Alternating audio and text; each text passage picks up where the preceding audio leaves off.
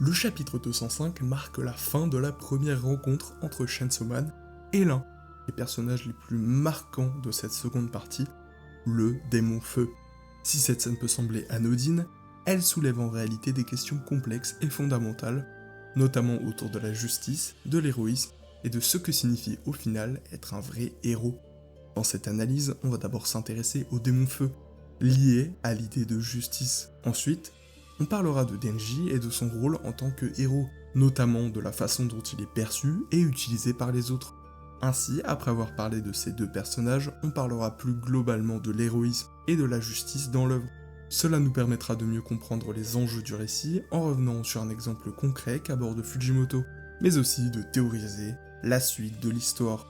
Si ce genre d'analyse vous plaît, pensez à vous abonner, liker la vidéo et partager votre avis en commentaire. Merci beaucoup pour votre soutien, ça aide énormément la chaîne. Pour bien comprendre ce qui est en jeu, il est important d'abord de revenir sur le rôle du démon feu. Si au début cette seconde partie semble mettre en avant le démon de la justice, c'est au chapitre 146 que le premier grand plot twist du récit nous dévoile qu'il s'agissait en réalité du démon feu. Bousculant tout ce que les lecteurs pouvaient initialement penser, le véritable démon de la justice a été éliminé lors de l'arc du démon chute, comme le confirme un Devil Hunter spécialisé dans l'identification des démons. Alors, si la justice reste une thématique majeure, elle n'est maintenant plus rattachée au démon du même nom, donnant au récit une tournure surprenante et plaçant le démon feu comme acteur principal, dont l'influence s'étend depuis le tout premier chapitre de cette partie. On comprend par son rôle d'usurpation du démon justice qu'il est indirectement responsable de la mort d'Asa, ayant transmis son pouvoir à la déléguée de classe pour qu'elle se transforme en démon. Il est également impliqué dans l'arc de Yuko, d'abord en lui accordant ses pouvoirs, puis à travers l'apparition du faux Chainsaw Man, lui est aussi porteur de son pouvoir. Enfin, ce chapitre 205 nous montre même que le random laissé pour mort face au démon cafard par Denji était aussi lié à lui. Bref, c'est par cette révélation que le démon feu ne s'ajoute pas dans le récit, il en a toujours fait partie. Concernant son pouvoir, il permet à tous ceux qui concluent un pacte avec lui de prendre l'apparence qu'ils désirent, en l'occurrence de leur justicier préféré, Chainsaw Man.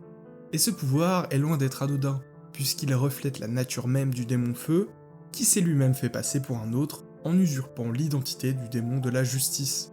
Il ne se contente pas de créer des copies, il façonne les individus pour qu'ils deviennent quelqu'un d'autre, remettant en question la distinction entre le véritable justicier et l'imposteur, entre légitimité et illégitimité.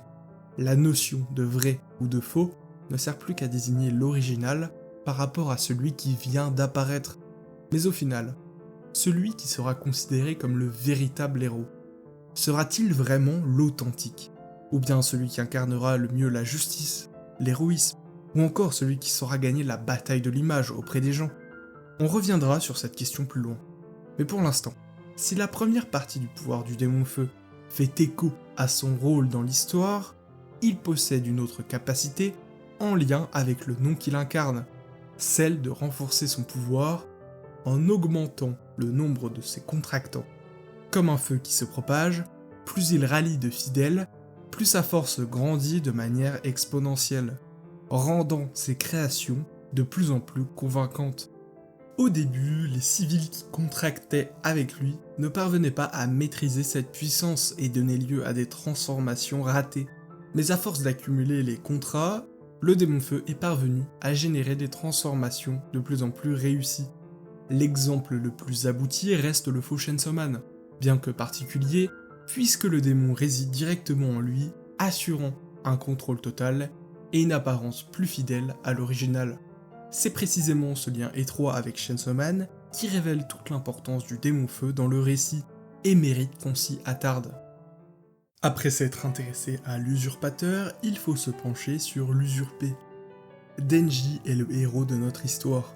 C'est lui qui est devenu le Chainsaw Man. Alors bien sûr, Pochita est lui aussi un héros, celui de l'enfer pour les démons, Mais Denji s'est façonné sa propre identité, celui du Chainsaw-Man rouge. Acclamé de tous, il incarne cet être qui tombe et se relève sans cesse pour affronter les démons. Ne demandant rien en échange, c'est là qu'il devient un héros aux yeux des gens. Cependant, Fujimoto désamorcera directement cette idée. Denji ne poursuit cela que par pur égoïsme. Manger des steaks à chaque petit déjeuner, avoir 5 voire même pourquoi pas 10 copines, ou encore tringler à tout va, c'est cela sa représentation de Chainsaw-Man, du rôle du héros qu'il veut jouer, à l'opposé total de la vision extérieure du public. Si les opinions divergent le concernant en tant que héros, la figure qu'il incarne a pris une ampleur considérable, autant au niveau de ceux qui l'idolâtrent que ceux qui le détestent, en passant par ceux qui s'en fichent de lui. Tout le monde le connaît et n'est ignorant le concernant.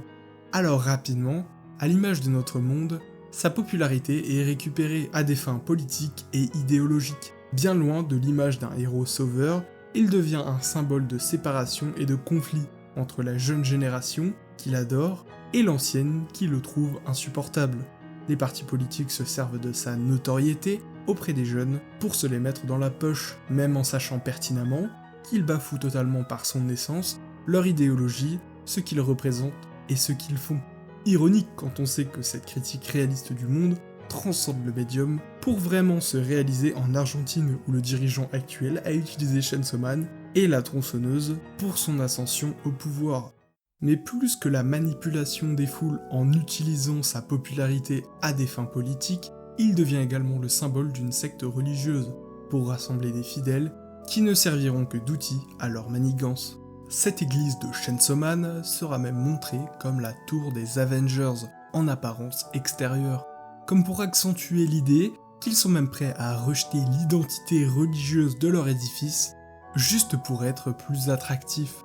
Avec cette caricature des milieux fonctionnant sur l'influence, à des airs peut-être parfois trop réalistes, on nous montre une société où l'image pure du héros est déconstruite. Il n'est plus un symbole de paix ou de liberté, mais un instrument de pouvoir, créant la division et le conflit. Alors, être un héros devient dangereux, car les actions, bonnes ou mauvaises, ne sont plus seulement du ressort de Denji. Sa simple existence, liée à sa visibilité publique, représente un danger.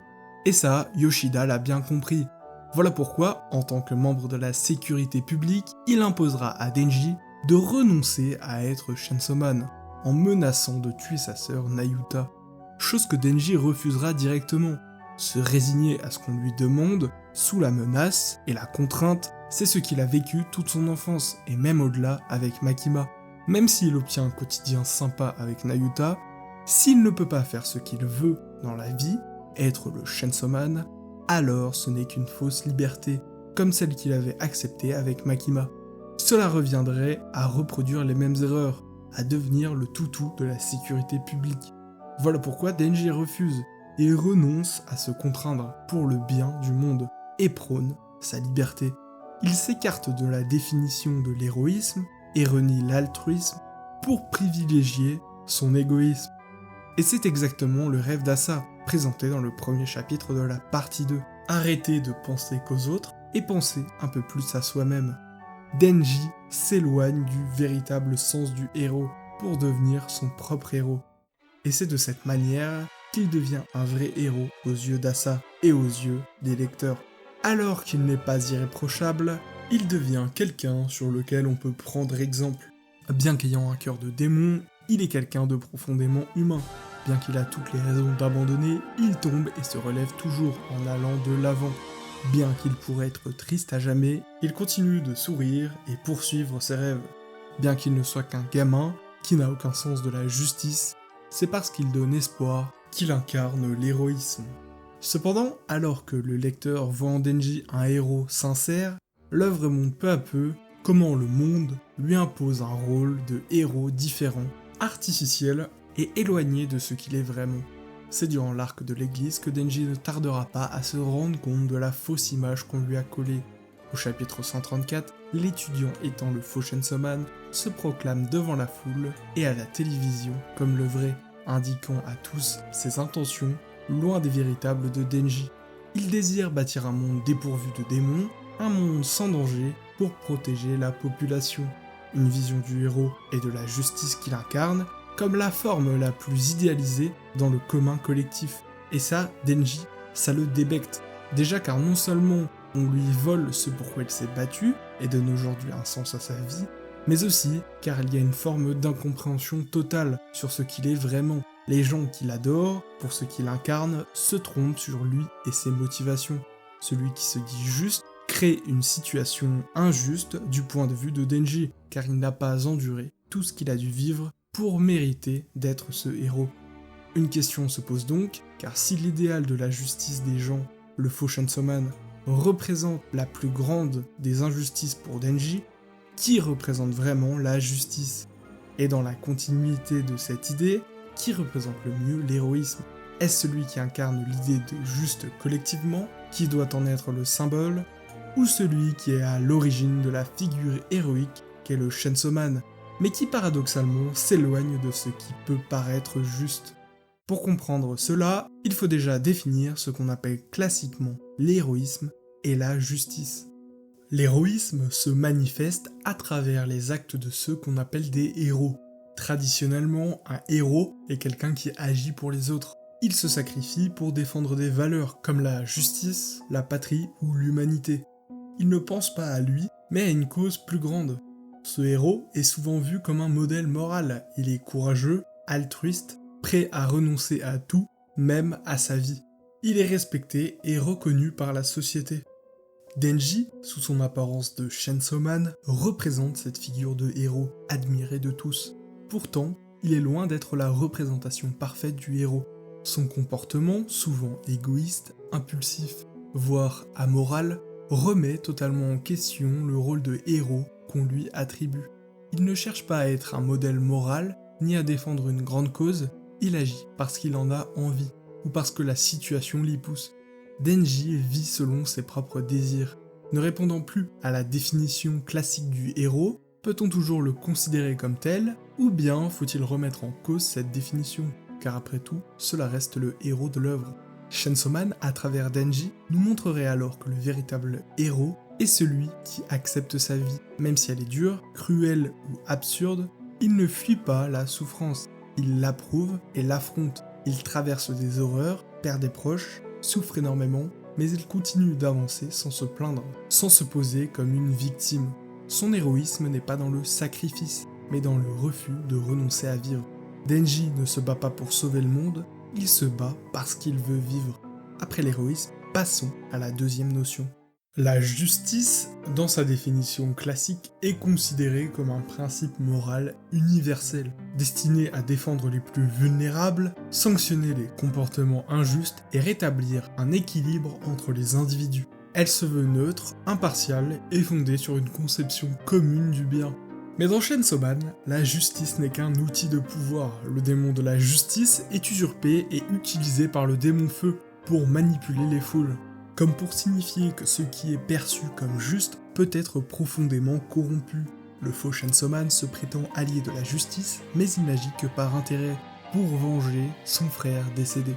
Il se dit juste pour légitimer son combat contre Denji, mais est prêt à sacrifier des civils innocents pour atteindre son but.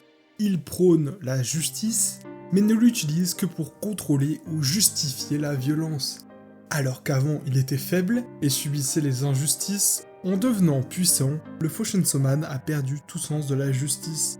En voulant agir au nom du juste, il n'a fait que perturber les libertés des autres pour atteindre son but. Le faux Chainsaw Man prône donc une justice vide de sens, ne servant qu'à se donner le beau rôle. Denji, lui, ne cherche pas la justice. Il cherche à vivre comme il le désire, à être libre.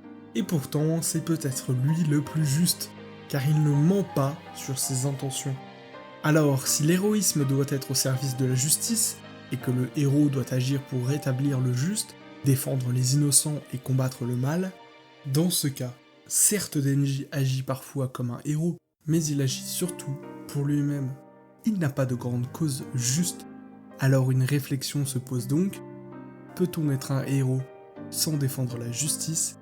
Et peut-on rendre la justice sans être un héros ?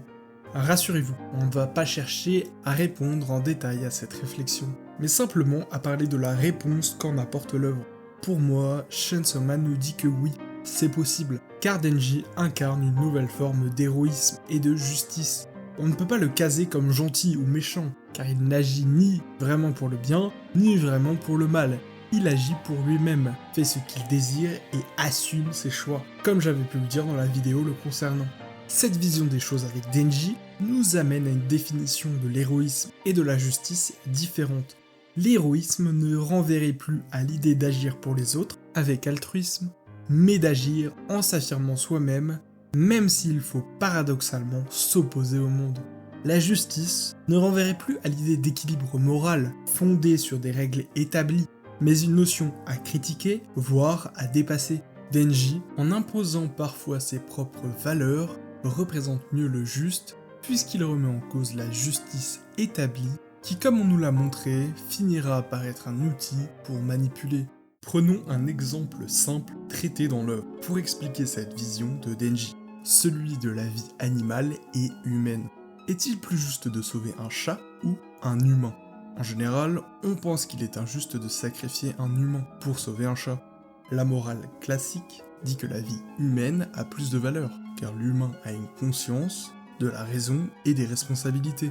La justice traditionnelle défend cette idée. Elle protège d'abord l'être humain, qu'elle considère comme plus important. Sauver un animal au détriment d'un humain va donc contre cette vision, car cela bouleverse l'ordre des valeurs. Du point de vue de Denji, il n'y a pas de définition fixe de ce qui est juste ou injuste. Ce qui compte, c'est l'instant présent et ce qu'il ressent sur le moment. Il ne suit pas les règles établies par la société sur ce qui est moralement bien ou mal. Il choisit de sauver un humain ou un chat selon son propre jugement, sans chercher à plaire ou à obéir à une morale extérieure. Dans une situation où un humain est sacrifié pour un chat, il n'existe pas de réponse clairement bonne ou mauvaise, car une vie reste une vie. Mais cet exemple révèle quelque chose d'essentiel. Denji remet en question les valeurs morales traditionnelles qui placent automatiquement l'humain au sommet de la hiérarchie. Dans cette vision, ce qui compte, ce n'est plus d'obéir à une règle, mais de voir que la justice n'est pas toujours un équilibre moral fixe.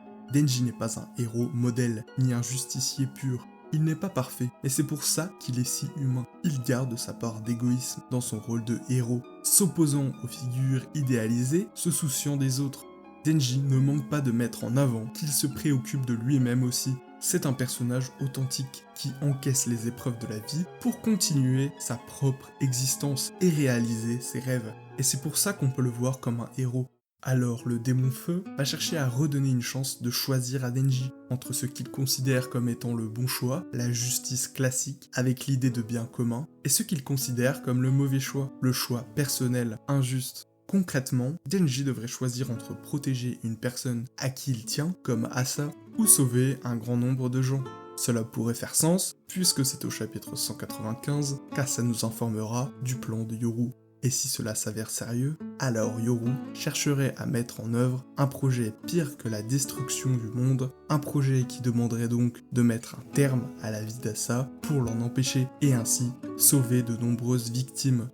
Le bon choix, selon la justice traditionnelle, serait de sacrifier la personne chère pour en sauver plein d'autres, privilégier le nombre avant tout. Mais comme on l'a vu, cela va à l'encontre de la justice propre à Denji. Il n'a que faire de la règle morale qui privilégie le nombre. Denji restera fidèle à lui-même. Il fera le choix qui le concerne, pas celui que la société lui impose. Il l'avait déjà fait en éliminant Makima, non pas pour sauver le monde, mais pour se sauver lui-même et devenir un être aimé, le Chainsaw Man. Alors, entre sauver Asa, la personne qu'il aime, et le monde, il devrait choisir la personne chère, lui permettant d'accomplir ses rêves d'amour. Par ce nouveau choix, le démon feu pourrait donc vouloir forcer Denji à trahir sa nature, en renonçant à ses désirs et à sa vision. Le questionnement est le suivant. Denji restera-t-il lui-même ou se pliera-t-il à l'image qu'on veut imposer à Chainsaw Man ? Selon moi, Denji va suivre son cœur et ses valeurs et désobéir au démon feu. Il refusera le rôle de héros parfait qu'on veut lui imposer car c'est cela le bon choix, le véritable sens de son héroïsme, ne pas trahir ce qu'il est, même face à la pression du monde entier. En confrontant Denji au démon feu, Chainsaw Man met en lumière les limites de la justice traditionnelle. Une justice fondée sur des règles figées, censées représenter le bien, mais qui peut facilement être détournée, manipulée, voire utilisée comme un outil de contrôle. Cette opposition nous encourage à nous questionner sur des principes semblant évidents. Là où beaucoup de mangas mettent en scène des héros altruistes, porteurs d'un idéal noble et moralement irréprochable, Chainsaw Man prend le contre-pied. Il nous invite à repenser ce qu'est vraiment un héros. En fin de compte, le véritable héros n'est peut-être pas celui qui incarne le mieux les valeurs classiques de justice ou d'héroïsme, ni celui qui brille par son image auprès du public. Avec Denji, on découvre autre chose, une figure brute, maladroite, parfois dérangeante, mais profondément humaine. Il agit d'abord pour lui, pas par pur égoïsme, mais parce qu'il cherche simplement à survivre, à exister, à rêver. Il ne cherche pas à sauver le monde, et encore moins à en être le modèle. Et c'est peut-être là que réside la forme la plus sincère d'héroïsme. Non pas se sacrifier pour une image ou une idée, mais résister en restant soi-même, même quand tout pousse à se plier. Ainsi, Denji, bien loin des standards, incarne un nouveau visage du héros, celui qui remet en question les codes pour faire émerger une autre justice, plus personnelle, plus libre.